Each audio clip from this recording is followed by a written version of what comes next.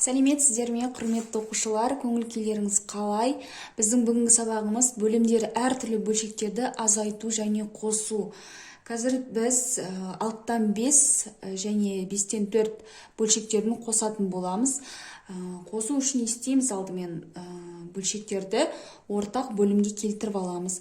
Біз алдыңғы видео сабағымызда жай бөлшектерді, жалпы бөлшектерді ортақ бөлімге қалай келтіретініміз жөнінде сабақ өткен болатынбыз.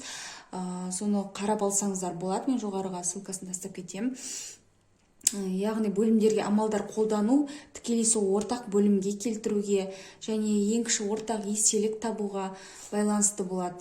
Қазір біз 6 және 5 сандарының ортақ еселігін табамыз. Бірінші видео сабақта өткен болатынбыз, соны қарап кетсеңіздер болады. Алдыңғы видео сабағынан 6 және 5 сандарының ортақ еселігі бізде 30 болады. 30 және 30. Яғни 30-ды 6-ға бөлеміз, 5 болады, толықтауыш көбейткіші. И 30-ды 5-ке бөлеміз, 6 болады. 5-ті 5-ке көбейтеміз, 25, 4-ті 6-ға көбейтеміз, 24. Бөлімдері бірдей бөлшектерді қосқан кезде білеміз қалай қосу керектігін. Бөлімін сол күйінде қалдырамыз, үстіңгі сандарды ғана қосамыз. 25 плюс 24 бізде 49 болады. Яғни 30-дан 49 бізде бұл қандай бөлшек деп аталады? Бұрыс бөлшек. Бұрыс бөлшекті біз бұлай қалдырмаймыз есепті аяқтап.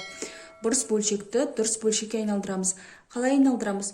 Ол үшін мына 49-ды 30-ға бөлеміз. Мысалға, черновикке бөліп аламыз осылай. Мысалға, 49 бөлу 30. Нешеден береміз? 1-ден береміз, 49-дан 30-ды азайтқанда бізде 19 қалады. Яғни 1 бүтін 30-дан 19 болады сол кезде. 30-дан 19.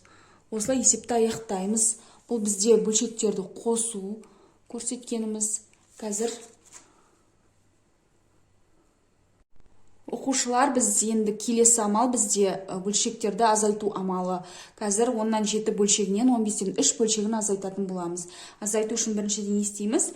10 мен 15-ті ортақ бөлімге келтіреміз. Яғни бөлшектің бөлімдерін ортақ бөлімге келтіреміз. Ортақ бөлімге келтіру үшін ең кіші ортақ еселігін табамыз 10 мен 15-тің. 10 мен 15-тің ең кіші ортақ еселігі неше болады? 30. 30-ды 10-ға бөлеміз 3. 30-ды 15-ке бөлеміз 2. 7-ні 3-ке көбейтеміз 21. 3-ті 2-ке көбейтеміз 6. Бөлімдері бірдей бөлшекті азайтқан кезде бөлімі сол күйінде қалады. Үстіңгі сандарын ғана азайтамыз, яғни 21-ден 6-ны азайтамыз, 15 қалады. Өздерін көріп тұрғандай 30 бен 15 бізде қысқарады екеуі. Нешеге бөлінеді екеуі? Қандай ортақ санға бөлінеді? 15-ке бөлінеді. 15-15-ке бөлгенде 1 қалады, 30-15-ке бөлінгенде 2 қалады. Яғни 10-нан 7 бөлшегінен 15-тен 3 бөлшегін азайтқан кезде бізден 2-ден 1 бөлшегі қалады деген сөз.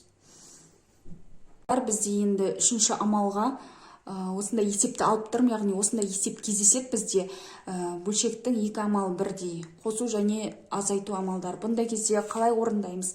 Яғни бірінші бөлшекті 4-тен 1 және 12-ден 7 бөлшектерін бөлек қосып алып, потом 9-дан 1-ді азайтсақ болады, немесе үшеуін бірдей ортақ бөлімге келтіріп жіберіп шығарсақ болады. Негізінде үшеуін бірдей ортақ бөлімге келтіріп шығару ыңғайлырақ.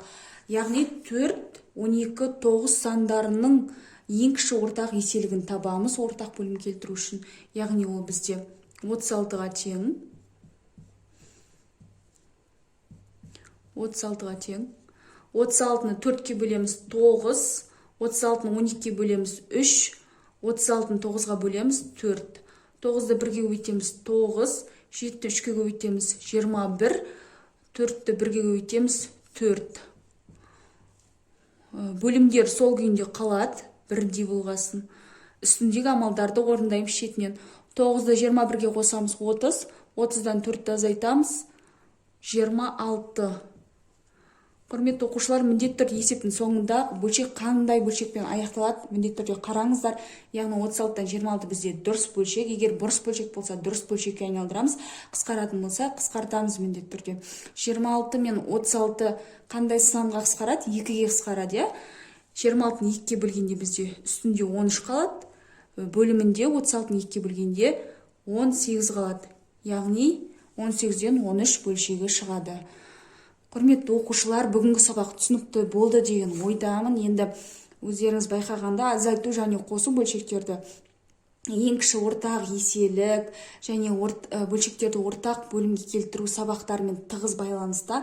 Сол себепті менің алдыңғы видео сабақтарымды міндетті түрде қараңыздар, себебі ол жерде өте оңай әдістері, жолдары көрсетілген. Сау болыңыздар.